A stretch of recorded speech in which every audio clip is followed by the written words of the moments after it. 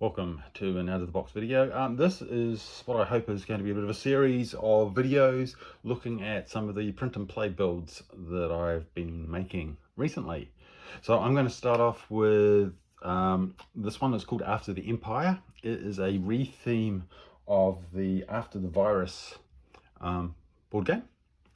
This re-theme is done by MartinG, and he's a big fan of the Mandalorian, and so am I.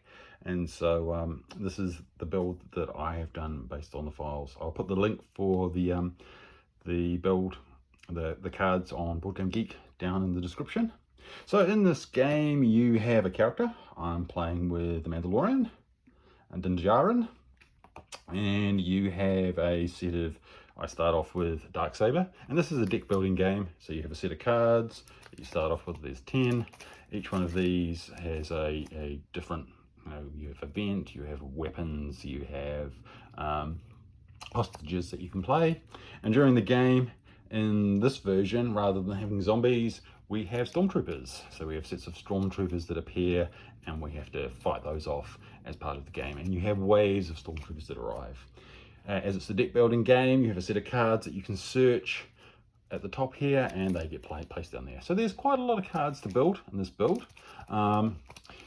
When I built it, I have printed it on A4 sheets, cut them all out, and then I have glued them onto magic cards.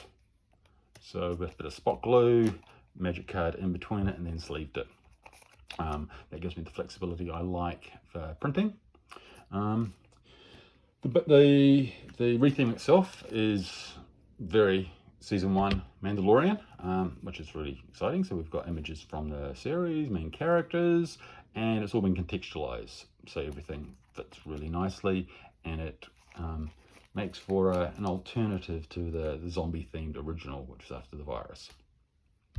When I did this build, I laminated the character cards where you've got the different waves, and I've double-sided those with the different characters.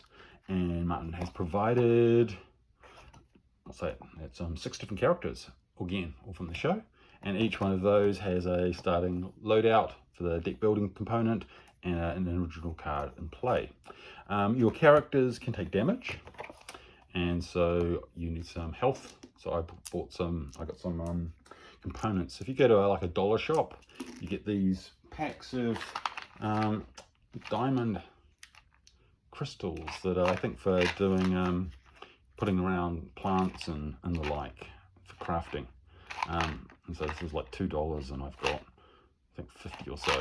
So they make for really good extra tokens. So they're health tokens. And they come in different colors. So, again, so for $2 you get some really nice plastic tokens if you don't have a 3D printer. Also for this build, there is on the playmat, which I'll look at the end, there's a rule summary and a startup. I also printed out some rather big solo game startup and solo game aid, so there's different phases. The game itself, as in After the Virus, which is a zombie game, it's based on scenarios.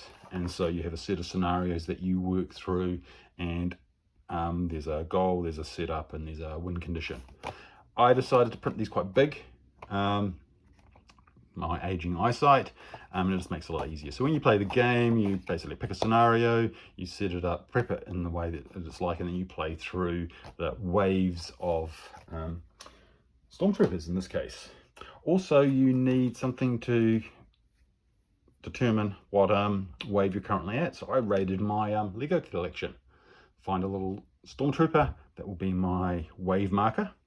And I also found in my Lego collection a little Mandalorian. This is from the Christmas collection with Grogu on the back, and I'm going to use him as my marker to move along for the number of hostages that I rescue.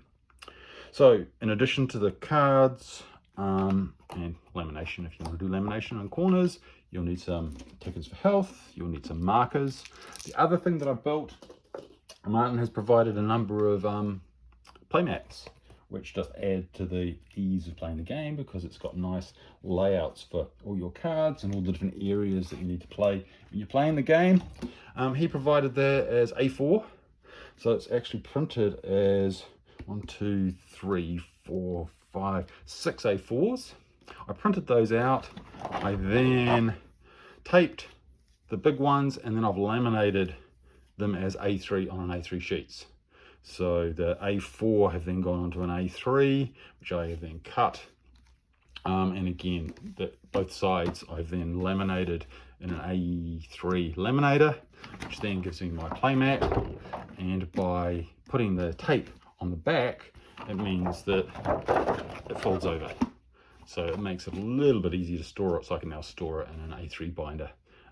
If you wanted to do it with A4, you could stay with this, with the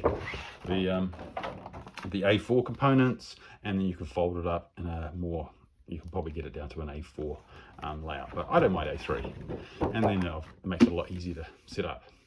So that's the print and play that I finished this week.